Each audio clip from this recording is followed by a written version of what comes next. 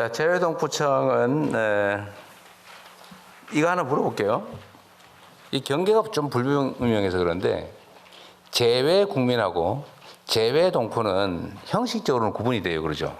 한국 출신인데 외국 국적을 가지고 있는 사람 아니면 재외동포. 그건 재외동포. 예. 네, 우리나라 국적법에 의해서 가지고 있는 사람은 근데 해외 나가 있는 사람은 재외국민.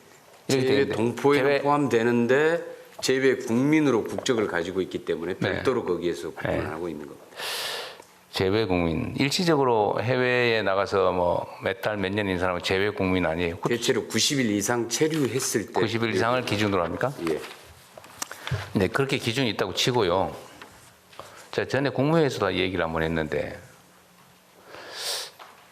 동포 또는 재외국민을 소재 국가별로 차별하는 느낌이 좀 들 때가 있거든요. 예를 들면 중국 동포, 재미 동포, 제일 동포 똑같이 취급합니까? 어때요, 실제로? 조금씩 다른 조건들이 있습니다. 있죠. 예. 그렇게 하면 안 되는 거 아닌가요? 그런데 이제 그 지역에 따라서 가령 고려인이나 중국 동포들 같은 경우에 조금 더 그러니까 여기에 국내에 들어오는 목적이나 때로는 그 역사적 특수성들이 있기 때문에 조금 좀 다를 수는 있는데요.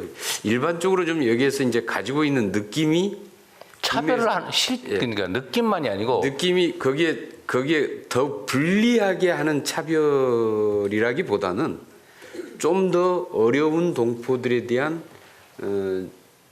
좀 다른 지원들이 특별한 지원들이 있는 경우들이 있죠.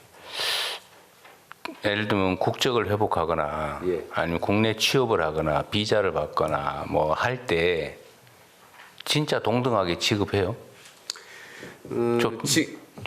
지금은 예전에는 이제 H2 비자라고 그래서 우리 아니 동포- 결론만 얘기해 보세요. 예. 막 복잡하게 얘기하면 잘 못 알아들으니까 정말로 모든 영역에서 공평하게 대우합니까? 아직까지 비자나 이런 부분에 있어서는 거의 공평한 기준을 적용하고 있다고 보는데요. 한번 혹시 그런 좀 국적 회복에 있어서도 동등한 기회를 줍니까? 예를 들면 제1교포 문제라든지 재미 동포들. 근데 지금 예를 들면 저기 중국 쪽에 있는 조선족. 조선 쪽의 경계가 또 뭔지는 저도 잘 모르겠어요.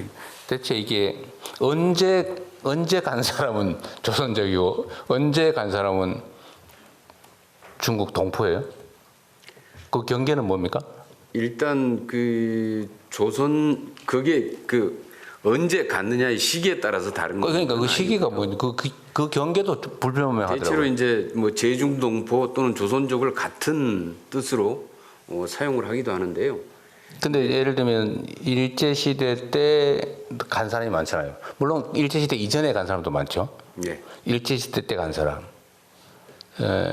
그런데 그 중에서 조선 호적을 그러니까 한국 호적을 가지고 있는 사람들이 있죠. 그렇습니다. 아니면 아버지 할아버지가 조선 호적을 가지고 있는 사람. 한국 국적을 과거에 가지고 있거나 사람의 자녀들. 예. 그 사람들은 한국 사람이에요? 재외 동포예요? 재외 국민이에요? 그런데 그런 경우에는 대체로 이 조선족 같은 경우에는 중국 국적으로 다 지금 국적을 가지고 있는 상태들이 국적을 많습니다. 가지고 있지만 그런데 거기에는 재외 그냥 동포로 치고요. 근데 재외 미국 같은 국민은 경우 아닙니다. 미국에 있는 사람들은 좀 다르게 우리가 취급하고 있지 않냐 그 말이에요. 그건 우리는 보통 그런 경우는 미국 같은 경우 이중 국적이라고 표현하지 않아요? 아버지가 한국 사람이면 자식도 한국 사람인 게 우리 법이잖아요. 예, 그렇습니다. 그럼 할아버지가 한국 사람이면 손자도 한국 사람 맞죠? 그런데 한국 국적을 등록은 안 했더라도 한국 사람인 건 맞잖아요. 그런 경우에는 국적을 회복할 수 있죠. 그럴 때 재미 동포와 재중 동포를 동등하게 취급하고 있느냐라고 하는 게 제 질문이에요. 그 구체적인 조건까지는 좀 더 확인해봐야. 네, 좀 알아보세요. 내가 보기에는 차별이 있어요. 제도 아마 말씀하십시오. 법무부 예, 편하게 아무나 말씀하세요. 예, 재해동부청 정책국장 이기성 말씀드리겠습니다. 지금 대통령님께서 질문하신 내용과 관련해서는 조선족 고려인에 대해서는 약간 재미동포, 제일동포와 다른 우리가 비자 정책이라든지 국적 정책을 좀 취하고 있습니다.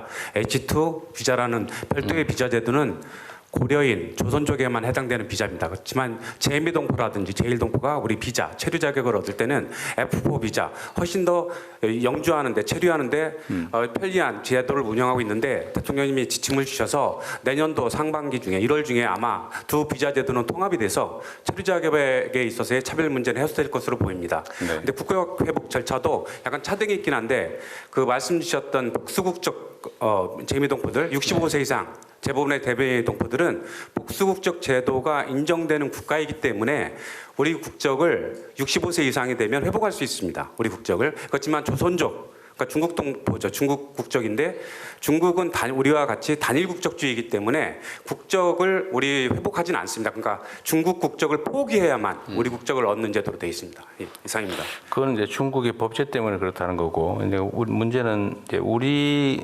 국내적으로 내부에서는 최소한 각 재외 동포들의 소재 국가에 따라 차별하지 않는 게 바람직하겠다. 이제 내년부터는 이제 가능한 부분부터 한다 그 말이죠. 네.